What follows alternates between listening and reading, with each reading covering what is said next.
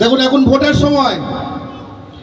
সময় মানে নানা দলের লোকজন আসবে, এসে বলবে এই চিহ্নে ভোট দিন, সেই চিহ্নে ভোট দিন। এবং এখানে যারা বাঙালিরা জড়ো হয়েছেন তারা ভাবছেন এটা তো জোড়া ফুল নয়, এটা তো পদ্ম ফুল নয়, এটা তো কাস্তে হাতুড়ি নয়, এটা হাত নয়, বাঘ দেখা যাচ্ছে, সিংহ হলে তবু ফ্রন্ট ব্লক হতো। এটা হচ্ছে বাঙালি জাতির দল।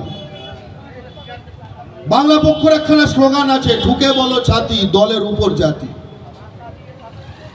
তাই আমরা আজকে বাঙালি জাতিকে জাগরুক করার জন্য বিশেষ করে উদ্বাস্তু হিন্দু বাঙালি যারা রয়েছেন, বারবার এই কথাটা বলতে ভালো লাগে না, এই যে বারবার মনে করিয়ে দেওয়া উদ্বাস্তু হিন্দু বাঙালি, উদ্বাস্তু হিন্দু বাঙালি। আরে ভাই, পশ্চিমবঙ্গ বাংলা ভাষার ভিত্তিতে তৈরি বাঙালি, কিন্তু এতদিন ধরে এই যে কথাটা বলা হচ্ছে তার কারণ উদ্বাস্তু হিন্দু বাঙালিকে বিশেষ করে টার্গেট করে তার পায়ের তলায় মাটি কেড়ে নেবার একখানা ষড়যন্ত্র চলছে। আচ্ছা, একটা কথা ভেবে দেখুন তো, এসব অনেক পার্টি আসবে, এই সবকটা পার্টির থেকে একটা পার্টি আলাদা। আপনারা 47 সাল থেকে কংগ্রেস শাসন দেখেছেন, কংগ্রেস কখনো বলেছে আপনারা বিদেশি? আপনারা তারপরে বামফ্রন্ট শাসন দেখেছেন, বামফ্রন্ট কখনো বলেছে আপনারা বিদেশি? বলেনি। তারপরে 11তে তৃণমূল এসছে, তৃণমূল কখনো বলেছে আপনারা বিদেশি? বলেনি। কবে থেকে এটা শুনতে শুরু করলেন একটু মনে করুন। 2016 সালে যখন বাম কংগ্রেস জোট মিলে তৃণমূলকে হারাতে পারলো না, অর্থাৎ ওই জায়গাটা একটা ফাঁকা মতো তৈরি হলো, যেই বিজেপি ঢুকলো, মনে করে দেখুন 16-17 সাল থেকে বেনাগরিক, বাংলাদেশি, ঘুষপেটিয়া, বাগা দেগা, কাগজ কোথায়। অর্থাৎ বাংলার মাটিতে একটি বাংলা ও বাঙালির শত্রু দলের উপস্থিতির সঙ্গে আমাদের জীবনের এই যে উৎকণ্ঠা, এই যে আশঙ্কা, এগুলো জড়িত হয়ে গেছে। আমাদের তো চিন্তা করা উচিত যে আমার একখানা ঘর আছে, পাশের ঘরটা আমি পাকা করব, কি উপায়? আমার তো এই চিন্তা করা উচিত যে আমার মেয়েটা স্কুল পাস করলো, এখন কলেজে দেব, কোন কলেজে? আমার তো এই চিন্তা করা উচিত যে আমার বয়স হচ্ছে, আমার ছেলেটাকে ব্যবসায় দাঁড় করাবো, কিসের ব্যবসাতে মোটামুটি দাঁড় করাবে, আমার ব্যবসাটা ধরতে পারবে?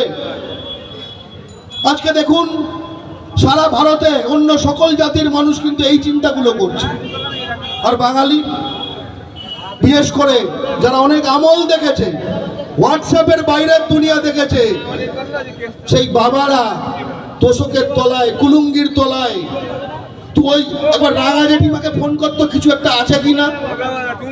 কেন এটা আমাদের করতে হবে? কেন আমাদেরই করতে হবে?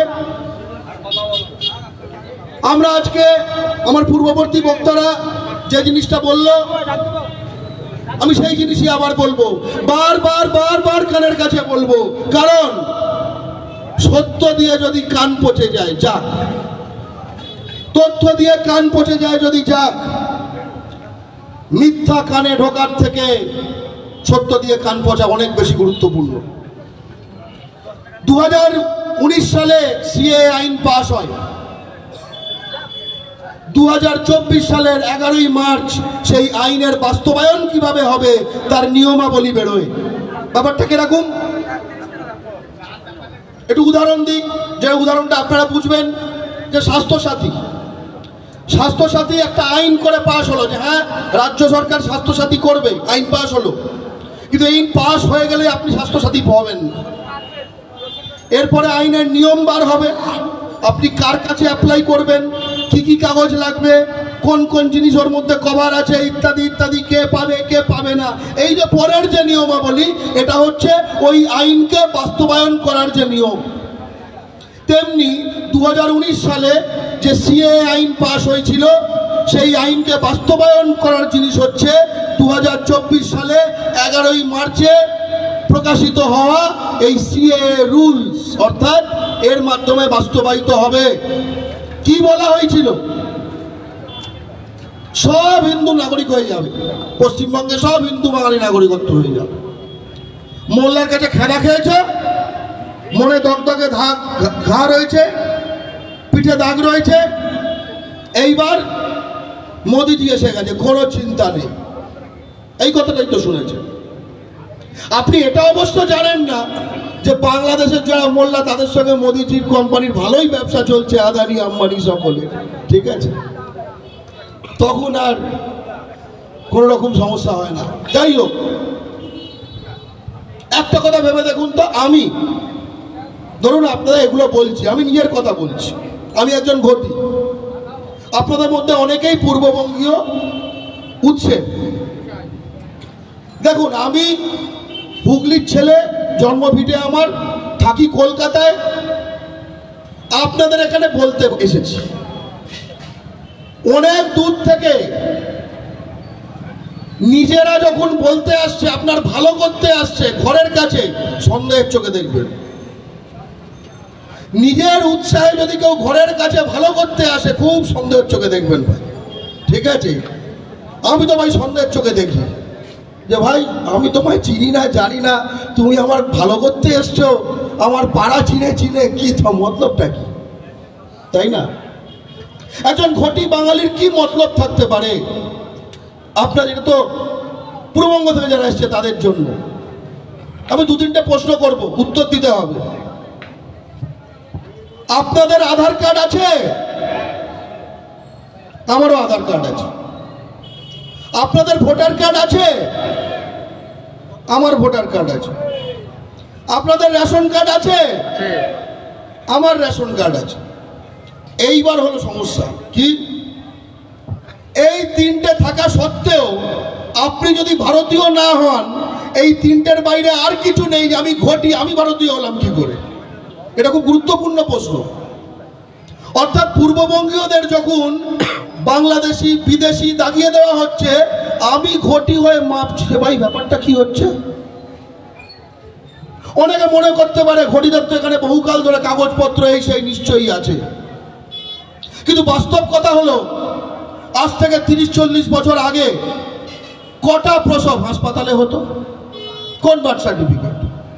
আজ থেকে 30-40 বছর আগে কজনের বাপ ঠাকুরদা কলেজ স্কুলের সার্টিফিকেট বার করতে পারবে? আজ থেকে 30-40 বছর আগে কজনের, আপনি কজন জেলে, কজন ভূমিহীন কৃষক, কজন ভাগ চাষি, তার কোনো কাগজ কিছু দেখাতে পারবে?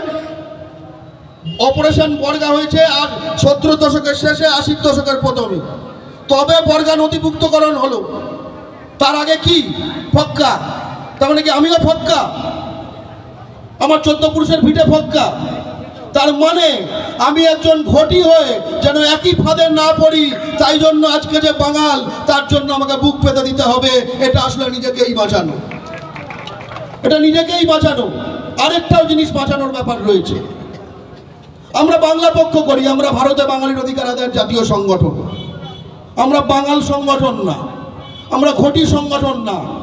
কিন্তু বাংলা ও বাঙালির শত্রু হিন্দি সাম্রাজ্যবাদী বিজেপি আজকে আমাদের ইতিহাসের এমন এক কোণে এনে ফেলেছে, যেখানে বারবার উদ্বাস্তু হিন্দু বাঙালি, বাঙাল, এই কথাগুলো বারবার ব্যবহার করতে হচ্ছে।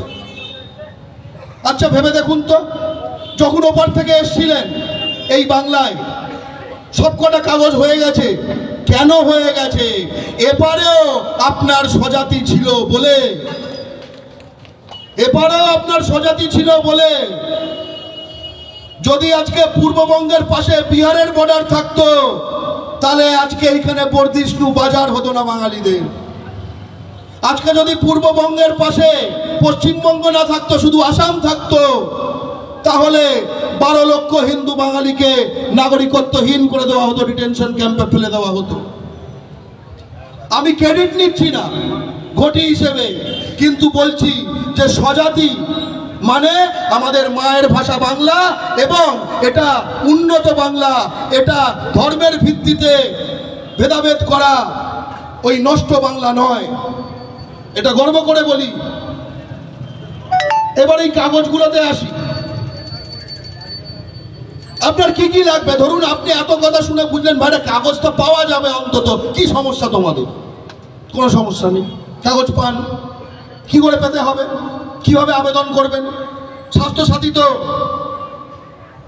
দুয়ারে সরকারও করে দিচ্ছে এখন, তাহলে এইটা দুয়ারে সিএ টাইপের কিছু আছে কিনা? অদ্ভুত কথা, দুয়ারে সিএ কে দেবে? বিজেপির লোকেরা এখন সিএর কথাই বলছে না। দুয়ারে সরকার যে করতে আসবে স্বাস্থ্যসাথী, তার তো স্বাস্থ্যসাথী আছে, কিন্তু এখানে দুয়ারে সিএ যদি কেউ করতে আসে আগে তাকে জিজ্ঞেস করুন, ভাই তুমি অ্যাপ্লাই করেছো? বলে না। গাছে উঠবো আমি, মই দেবে সে, কিন্তু সে গাছে উঠবে না। কি গাছ, তাই না? এর কারণ আছে। এই কাগজ যদি দেখেন, অনেকের মনে হতে পারে এই কাগজ কোত্থেকে এনেছে, দূর থেকে দেখা যাচ্ছে না, নিজে দিকে এনেছে কিনা। স্বরাষ্ট্র মন্ত্রকের ওয়েবসাইট, অর্থাৎ অমিত শাহর মন্ত্রকের ওয়েবসাইট, সেখানে গিয়ে আপনি এই কাগজই পেয়ে যাবেন, পাতা বাই পাতা সব মিলে যাবে, একই জিনিস। আমরা ওখান থেকেই নামিয়েছি, আমাদের আর অন্য কোনো জায়গা থেকে পাবো।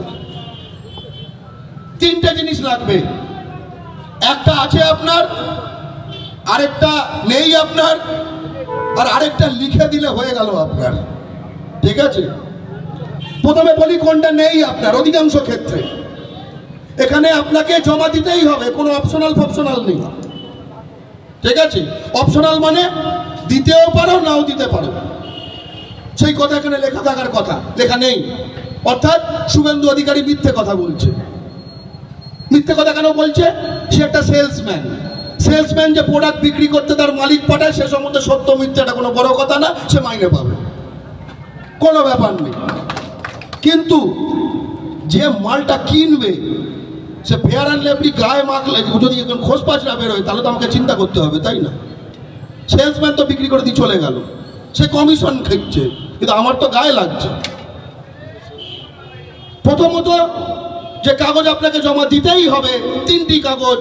প্রথমটি হলো শিডিউল 1A, অর্থাৎ তফসিল 1-এর A, বাংলাদেশের কাগজ।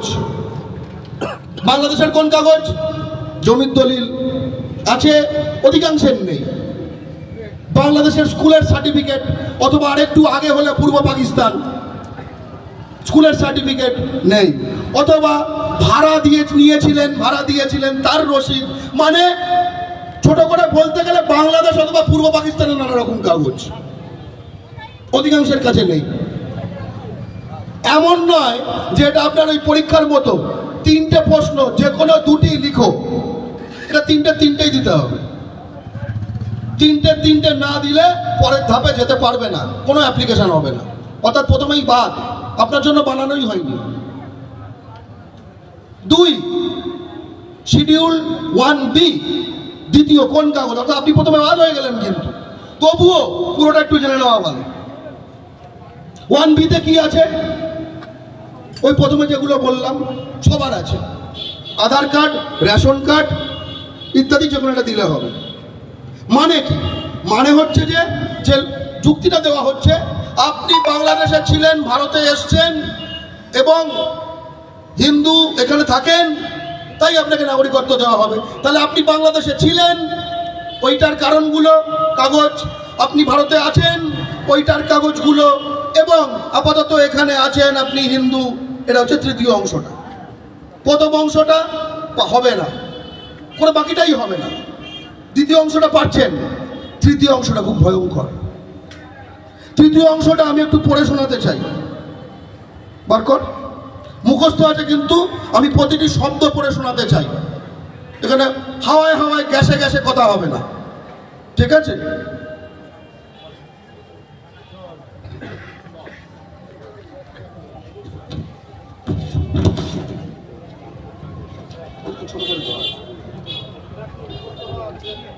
এই হচ্ছে এই মোটা কাগজের 37 নম্বর কথা। আমরা কিন্তু অনেক খেটেছি।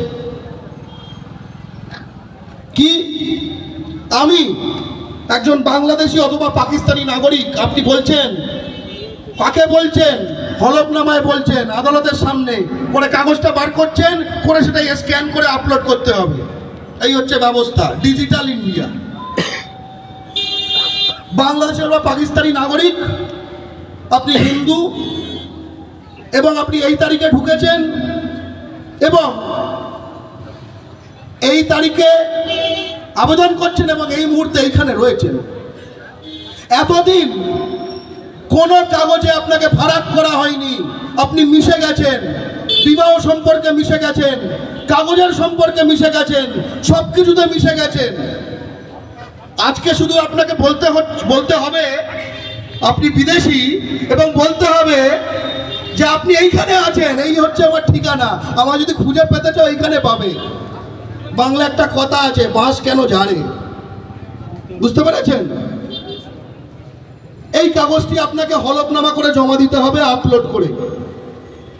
এটা কিন্তু আগেকার দিন নেই। ওই যে বললো না, একজন অ্যাপ্লাই করতে গেছিল, তারপরে বলে ডিলিট করে দে, ডিলিট করে দে।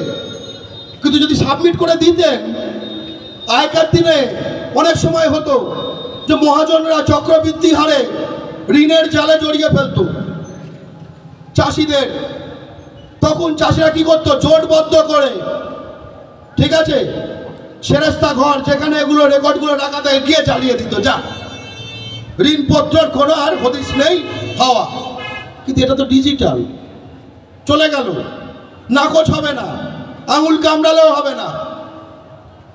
এটি একটি ভয়ঙ্কর আইন।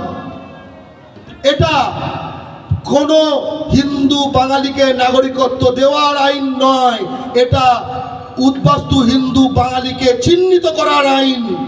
এবং শুধু চিহ্নিত করার আইন নয়, তাকে আতঙ্কে ভুগিয়ে ভুগিয়ে তাকে মৃতদেহেতে পরিণত করার আইন। দেবাশিস সেনগুপ্ত, আমি ওর বাড়ি গেছিলাম যেদিন আত্মহত্যা করেছে। তারপরে আমি ওকে চিনতাম না, চেনার কোনো কারণ ছিল না, না চিনলেই ভালো হতো। তার বাবা, পৃথিবীতে কারুর যেন এই শোকটা না হয় যে সন্তান হারিয়েছে। সবচেয়ে খারাপ মুহূর্ত এইটা। আমরা ভেবেছিলাম গিয়ে দেখব বাবা ভেঙে পড়েছে, সেই বাবা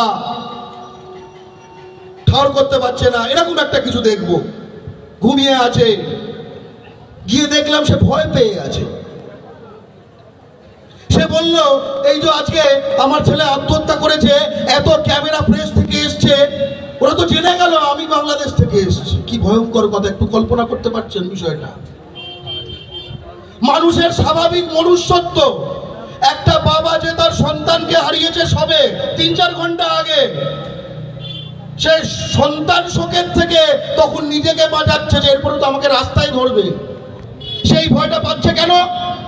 তার কারণ সেই যখন চ্যানেলটা খোলে, আনন্দ হোক, সে টিভি 9 হোক, রিপাবলিক হোক, 24 ঘন্টা হোক, 48 ঘন্টা হোক, আপনাকে সারাক্ষণ এই বাংলাদেশি সিএএ, অমিত শাহ জিনে বলা হয়, ইত্যাদি ইত্যাদি ইত্যাদি ইত্যাদি, সারাক্ষণ আপনাকে ভয় পাইয়ে দেওয়া হচ্ছে, ভয় পাইয়ে দেওয়া হচ্ছে। এবং মাথায় রাখবেন, এদের প্রায় এই চ্যানেলগুলোর কোনোটার মালিক বাঙালি না, কোনোটার মালিক বাঙালি না। আমি বললাম আমি ঘটি, তবু কেন এসছি? ওরা একবার বলুক না তারা বাংলায় চ্যানেলটা খুলেছে কেন? কোন কল্যাণ করতে? আমাদের এই কল্যাণ করতে। সে কিন্তু একা নয়, দুঃখের কথা, সে একা নয়। ওইখানে যদি নামগুলো দেখেন, অর্জুন নমশূদ্র। আচ্ছা, অভিজিৎ গাঙ্গুলির নাম জানেন? জানেন? জানেন তো, টিভিতে দেখিয়েছে। অর্জুন নমশূদ্রর নাম জানেন? জানেন না, টিভিতে দেখায়নি। সে কিন্তু আমার আপনার জাতির এনআরসি সিএ আতঙ্কে প্রথম শহীদ। কেন শহীদ বলবো? যুদ্ধটা কোথায়?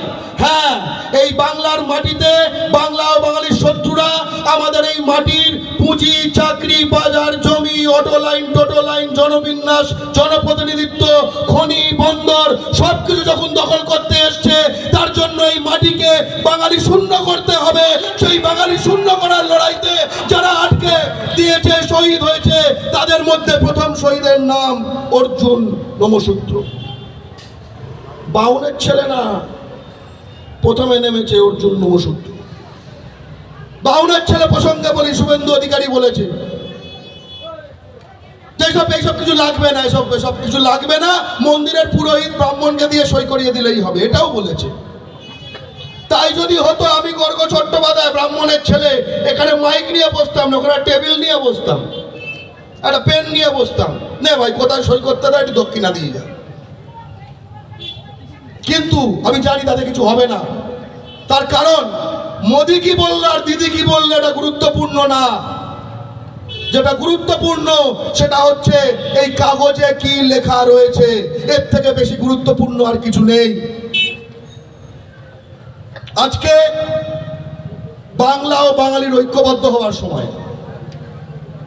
অনেক ঝড়ঝঞ্ঝা বয়ে যাবে, অনেক সমস্যা সৃষ্টি করবে, আপনার মন পিছিয়ে দেওয়ার চেষ্টা করবে, আপনার দলাদলিতে ভাগ হয়ে যাবে। কিন্তু আমার মনে পড়ে নিবাস সরকারের মুখটাও ভালো চিনি না। কেন বলুন তো?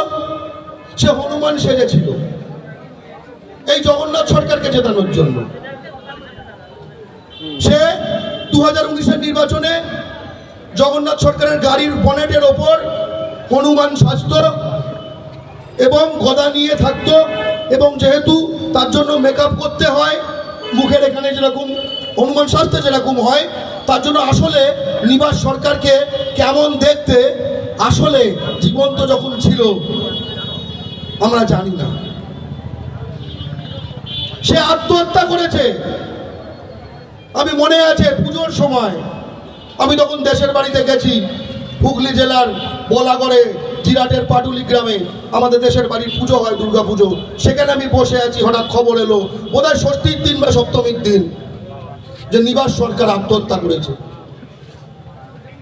এখন যারা যারা বিজেপি সমর্থক, দিনের শেষে সে তো আমার জাতির ভ্রাতা, আমার জাতির ভগ্নী, তাই না?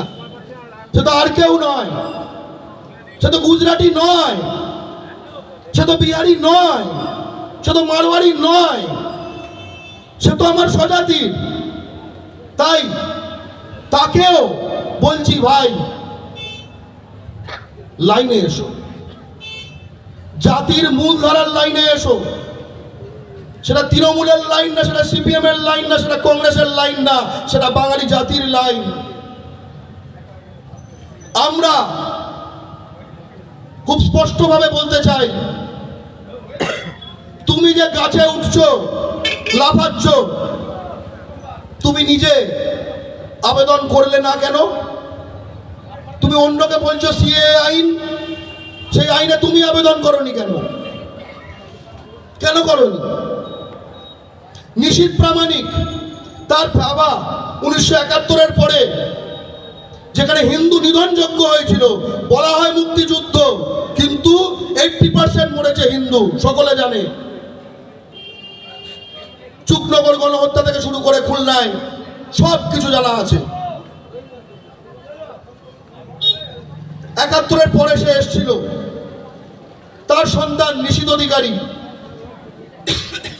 কুচবিহারের এমপি, এই অমিত শাহর মন্ত্রকে মিনিস্টার, অমিত শাহর মন্ত্রকে।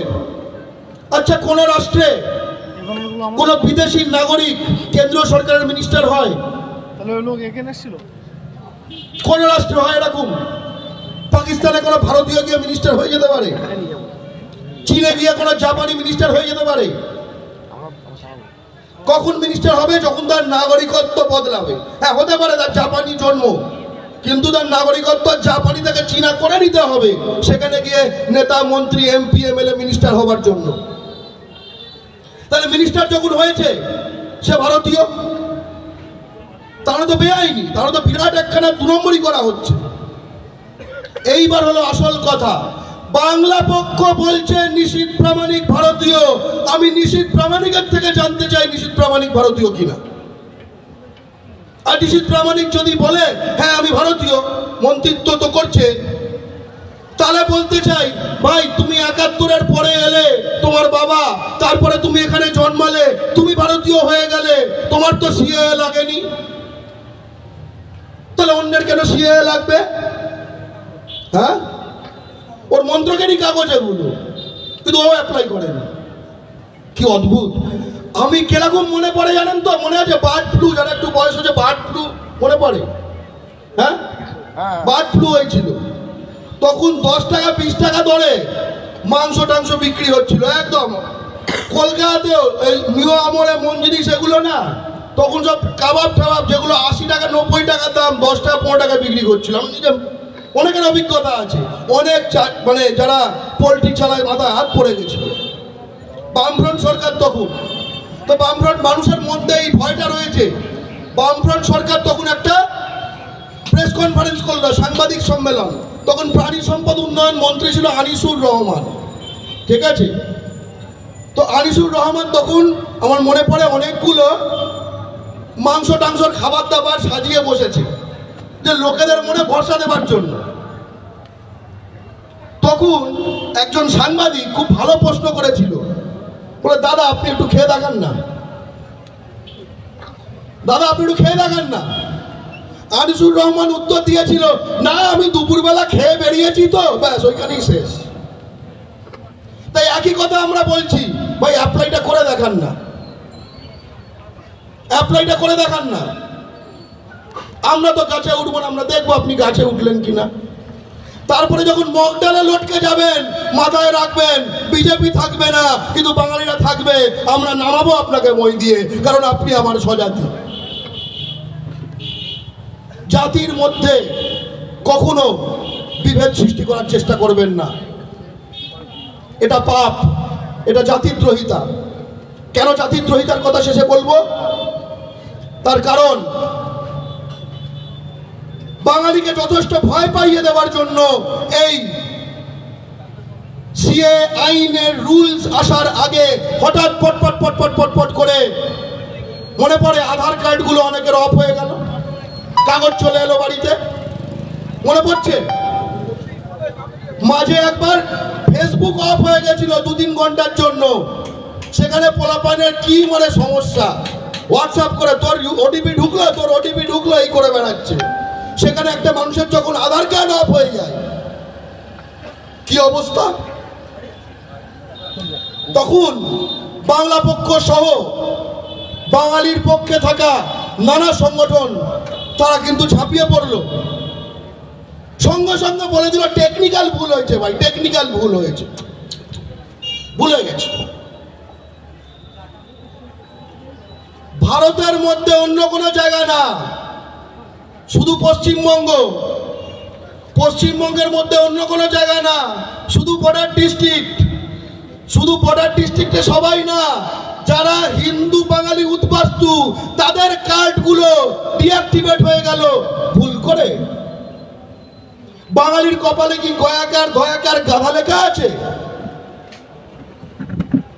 ভাবার চেষ্টা করবেন কখন করা হলো, সিএ রুল আসার আগে, যাতে আপনি যথেষ্ট ভয় পেয়ে যান। এবং তারপরে মানে কি, সর্প হইয়া দংশন করো, ওঝা হইয়া ঝাড়ো। কিন্তু ওঝা ঝাড়নের নামে এইটা বার করেছে, তাহলে কি, তাহলে এখন বিজেপি বলছে হবে, একটু টাইম লাগবে, আমরা একটু অদল বদল করব, আগে বিজেপিকে ভোটটা দাও। তার মানে সর্প হইয়া দংশন করো, ওঝা হইয়া ঝাড়ো, আবার ঝাড়িলে বিষ নামাইতে পারো সেই কৃপা করো, বুঝলে? টানতেই থাকবে, টানতেই থাকবে, টানতেই থাকবে। গুরুচাঁদ ঠাকুর বলে গেছিলেন, শিক্ষা যদি পাও কারে ডরাও, কার দ্বারে চাও ভিক্ষা। অর্থাৎ আপনি যদি এই বিষয়টা বাংলা ভাষায় স্পষ্টভাবে জেনে নেন, অথবা আপনি ইংরেজিতে হয়তো ভালো করে বুঝতে পারছেন না, কিন্তু ক্লাস 10, 12 কলেজ পাস করছে কাউকে ধরে নিয়ে যদি বুঝে নেন, তাহলে কাউকে ভয় পাওয়ার দরকার নেই। আমরা এই তালিকায় আর নতুন কোনো নাম সংযুক্তিকরণ চাই না। আমরা বাংলা পক্ষ তরফ থেকে আর কোনো আকুল বাবা আকুল মায়ের বাড়ি যেতে চাই না। শিক্ষা যদি পাও কারে ডরাও, কার দ্বারে চাও ভিক্ষা চলে গেছিল ঠাকুরনগরে সই করা কার্ড আনতে। এখানে কোথাও লেখা নেই এইসব, একবার পড়ে নেবেন। অন্য একটা চ্যালেঞ্জ দিই, শুধু বিজেপি সমর্থক বাঙালি থাকবে, এখানে সব রকম আছে, কিন্তু একটা শর্ত, ওইসব কেন্দ্রীয় বাহিনী টাইনি সিং তেওয়ারি দুবে ফুবে এসব থাকবে না, ঠিক আছে?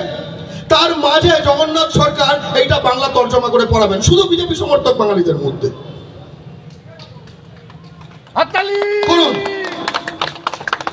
কোন তৃণমূল না, কোন কংগ্রেস না, কোন সিপিএম না, কোন বাংলা পক্ষ না, কেউ না, শুধু উনি মাঝে বসবেন এবং তাকে ঘিরে শুধু বিজেপি সমর্থক বাঙালিরা বসবেন এবং উনি প্রথম থেকে শেষ এইটা তর্জমা করে করে বলে যাবেন একদম। আর কোনো কেন্দ্রীয় বাহিনী থাকলে চলবে না, কোনো পশ্চিমবঙ্গ পুলিশ, কোনো রকম লাঠিয়াল হাতিয়ার এসব কিচ্ছু না, শান্তিপূর্ণ গান্ধীবাদী। কিন্তু ভাই সুভাষের জাতি দিয়ে যদি জগন্নাথ সরকার ঘিরে যায় আর এই সিএ আইন পড়ে, তখন পরিস্থিতি কতটা গান্ধীবাদী থাকবে এটা কি কেউ গ্যারান্টি দিতে পারে? তাই এরকম পরিস্থিতিতে না পড়তে হয়, তাই জন্য এখন বুঝিয়ে দেওয়া হচ্ছে। কারণ এটা কিন্তু একটা ধাপ, এরপরে এনআরসি যেটা আসামে হয়ে গেছে। আপনাকে কি বোঝানো হয়েছে? বর্ডার পেরিয়ে দাঁড়িয়ালা মুসলমান ভারত দখল করার জন্য বন্দুক টন্দুক নিয়ে ঢুকে পড়ছে, এইটা যাতে আটকানো যায় তার জন্য এনআরসি। আচ্ছা, কাশ্মীর এনআরসির কথা বলে বর্ডার টপকিয়ে দাঁড়িয়ালা মুসলমান অস্ত্র শস্ত্র নিয়ে ঢুকে পড়ছে ভারত দখল করার জন্য, কাশ্মীরের জীবন এনআরসির কথা বলে না। ওখানে বাঙালি নেই। গুজরাট এনআরসির কথা বলে না, পাকিস্তানের সঙ্গে বর্ডার আছে, ওখানে বাঙালি নেই। রাজস্থানের সঙ্গে রাজস্থান এনআরসির কথা বলে না, পাকিস্তানের সঙ্গে বিরাট বর্ডার আছে, স্মাগলিং এর জন্য বিখ্যাত ওই বর্ডারটা, মানে দেওয়া নেওয়া চলে, বাঙালি নেই। পাঞ্জাব এনআরসির কথা বলে না, ভাগ্যিস বলে না। শুভেন্দু আলাদার অধিকারী আলাদা হয়ে যেত পাঞ্জাবিদের ঘাটালে। এইখানে একজন পাঞ্জাবি পুলিশ অফিসারকে খালিস্তানি বলেছিল, তারা তো একদম বিজেপির হেড অফিসে গিয়ে ধর্ণা দিয়ে দিয়েছে। শেখার আছে তাদের থেকে। এখানে আমরা সভা করছি, এখানে আমরা বোঝাচ্ছি, কাগজ দেখে কাগজ পড়ছি, এই করছি, তারা যা করার করে নিয়েছে একদম। এইখানে একখানা ঘটলো, হাত পা জড়ে নিয়েছে। চীনের সঙ্গে বর্ডার আছে, সেখানেও এনআরসি নেই, বাঙালি নেই তো। নেপালের সঙ্গে ওপেন বর্ডার, যারা কিনা অনেক ক্ষেত্রে ঢুকে এসে এখানে এখন পশ্চিমবঙ্গ ভাগ করতে চাইছে, গোর্খাল্যান্ড চাইছে, কোন রকম কাঁটাদারেরও ব্যবস্থা করেনি। কিন্তু বিহারে কখন এনআরসির কথা শুনেছেন? নেপালের সঙ্গে বর্ডার আছে, বাঙালি নেই। ইউপিতে কখনো এনআরসির কথা শুনেছেন? বাঙালি নেই। কিন্তু আসামে এনআরসির কথা শুনেছেন, বাঙালি আছে।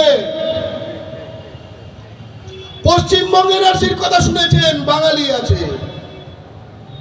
ত্রিপুরা এনআরসির কথা শুনেছেন, বাঙালি আছে। কিন্তু বাংলা ও বাঙালির শত্রু হিন্দি সাম্রাজ্যবাদী বিজেপি একটা কথা ভুলে গেছে যে বাংলা পক্ষ তৈরি হবার পর থেকে এই দুটো শব্দেরই মানে বদলে গেছে, যে এখানে বাঙালি আছে, এখানে বাঙালি আছে, এখানে বাঙালি আছে, এখানে বাঙালি আছে। এইটা যেন বাংলা ও বাঙালির শত্রুরা স্পষ্টভাবে বুঝে নেয়। বাংলার মাটিতে কোন উদ্বাস্তু হিন্দু বাঙালিকে যদি নাগরিকত্ব তারা কেড়ে নিতে চায়, ফল খুব খারাপ হবে। যতটা খারাপ কল্পনা করতে পারো দুঃস্বপ্নে, ততটা খারাপ হবে। তোমাদের ঘটি বাটি চাটি হয়ে যাবে। একটা বাস্তব সমস্যা আছে পাসপোর্টে। পাসপোর্ট আইন বদলাও, স্পষ্ট কথা। পাসপোর্টের সমস্যা আছে, পাসপোর্ট আইন বদলাও। 2 মিনিটের খেলা চায় না, কুতিয়ে কুতিয়ে টিপে টিপে মারতে চায়। টিপে টিপে মরার জন্য আমরা জন্মাইনি। এই কৃষ্ণচন্দ্র, এই মির্জাফর, এই জগৎ শেঠ, এই লর্ড ক্লাইভ, এরা মিলে পলাশির যুদ্ধে বাংলার যে স্বাধীনতা সেটাকে ধ্বংস করেছিল, তার 13 বছরের মধ্যে বাংলার 1/3 মানুষকে এরা খুন করে ফেলেছিল। মানে কল্পনা করে দেখুন, এখানে যতজন আছে 1/3 শেষ। 1943 সালে এই বিজেপি পার্টির যা ঠাকুরদা পার্টি, তাদেরকে যারা পয়সা দিত, সেই বিড়লা, সেই বড় বাজার, তারা মিলে 60 লাখ বাঙালিকে খুন করেছিল কালোবাজারি এবং মজুদদারি করে। আমরা তবুও ধ্বংস হইনি, আমাদের ধ্বংস করা যাবে না। আমরা রক্তবীজের বংশধর। এই বাংলা বাঙালির থাকবে, এই বাংলা বাঙালির, এই বাংলা মায়ের সন্তানদের, এই বাংলা ও বাঙালির শত্রুদের হতে দেব না। আপনারা যে কোনো দলের সমর্থক হতে পারেন, এটা কোনো বড় কথা না। দল আসবে, দল যাবে। পৃথিবীতে কোনো কিছু চিরস্থায়ী নয়, কিন্তু যেটা চিরস্থায়ী সেটা হলো আপনার জাতিসত্তা। আপনি, হ্যাঁ আপনি, আমি, সকলে আমরা ভারতীয় নাগরিক। কিন্তু অক্ষয় কুমার ওই বিজেপি মোদির ইন্টারভিউ নিয়েছিল একবার, হারপিকের বিজ্ঞাপন করে। সে কানাডার নাগরিক হয়ে গেছিল। আদানি তার দাদা, সে সাইপ্রাস বলে একটা দ্বীপের নাগরিক হয়ে গেছে, কারণ ওখানে কোনো অ্যাকাউন্টস দেখাতে হয় না। তার মানে ভারতীয় থেকে অন্য জিনিস হয়ে যাওয়া সম্ভব। কেউ আজকে সিপিএম, পরশু তৃণমূল, তরশু বিজেপি, তারপরের দিন কংগ্রেস, তারপরে আবার তৃণমূল, আবার বিজেপি, সব সম্ভব, আমরা দেখেছি। আপনি জেলে, কিন্তু পুজোর সময় আপনি কলকাতা যান আপনার ভাগ্নেকে সাথে নিয়ে ঢাকি হিসেবে। আপনি ছিলেন জেলে, হলেন ঢাকি, অন্য সময় চাষও করেন কিছুটা। পেশা বদল সম্ভব, অন্যভাবে নেবেন না। আজকে বিজ্ঞান যেখানে এগিয়েছে, ছেলে থেকে মেয়ে, মেয়ে থেকে ছেলে হওয়াও সম্ভব। ভারতের আইনে এবং বিশ্বের প্রায় সকল রাষ্ট্রের আইনে আপনি হিন্দু থেকে বৌদ্ধ, বৌদ্ধ থেকে খ্রিস্টান, খ্রিস্টান থেকে মুসলমান, মুসলমান থেকে হিন্দু, আপনি কোর্টে একদম কাগজে গিয়ে হয়ে আসতে পারেন, সম্ভব। বাঙালি থেকে গুজরাটি হওয়া সম্ভব, বাঙালি থেকে মারওয়াড়ি হওয়া সম্ভব, মারওয়াড়ি থেকে তামিল হওয়া সম্ভব, পাঞ্জাবি থেকে বিহারি হওয়া সম্ভব। তার মানে সব কিছুর থেকে আলাদা একখানা জিনিস রয়েছে, যে জিনিসটা আমাদের সব কিছু, সেইটা একবার গেলে আমরা ধুলিকণা। আর সেইটা একসঙ্গে যখন ধুলিকণা, এই বাংলার সুজলা সুফলা শস্য শ্যামলা বাংলার যখন ধুলিকণা একসাথে আমাদের এখানকার বৃষ্টিতে যখন এঁটেল মাটি হয়ে যায়, তখন হয় ঢেলা। আর যখন সেই ঢেলার ওপর গরম তাপ ফেলার চেষ্টা কেউ করে, ওটা হয়ে যায় ইট। অতএব সামলে, এটা বাংলার মাটি, আমরা সকলে নাগরিক। এবং যদি কারোর নাগরিকত্ব লাগে, মনে করে সে নাগরিক নয়, সে তার জন্য নিঃশর্ত নাগরিকত্ব চায়, নিঃশর্ত। খুব স্পষ্ট কথা। পিয়ার ঠাকুর নিঃশর্ত নাগরিকত্বের জন্য লড়েছিলেন, নিজেকে বিদেশি ঘোষণা করার কাগজে দাসখতে সই করার জন্য লড়েননি চিরকাল। তাই বলবো, আজকে যে কথাগুলো শুনলেন, বিশ্বাস করবেন না মানুষের মুখের কথায়। যে সরকারি কাগজ ওয়েবসাইটে আছে, ডাউনলোড করুন, সেটা পড়ুন, পড়ান, বিশ্বাস করুন। আমরা আপনাদের সুবিধার্থে অনেক লিফলেট বিলি করেছি, যেখানে এর মধ্যে যা যা আছে, সকলে যা যা বললো সেটা সংক্ষিপ্ত আকারে দিয়ে দেওয়া আছে। তলায় আমাদের ফোন নম্বর আছে, তাই কোনো প্রশ্ন থাকলে ফোনটাও করবেন। কারণ আমরা মনে করি এরকম একটা ফোন নাম্বার আমরা যদি আগে চালু করতাম, এই চ্যানেলগুলো দেখা ছেড়ে দিন, এগুলো দেখে দেখে মাথা উলিয়ে যাওয়া দেবাশিস সেনগুপ্ত হয়তো আমাদের মধ্যে বেঁচে থাকতো, হয়তো এই সভাতে উপস্থিত থাকতো এবং বলে দিত আমার মাটি আমার মা ইউপি বিহার হবে না, আমার মাটি আমার মা গুজরাট হবে না, এই বাংলা আমাদের মাতৃভূমি। সকলে আমরা যেন আমাদের মাতৃভূমি রক্ষা করার শপথ নিই। জয় বাংলা।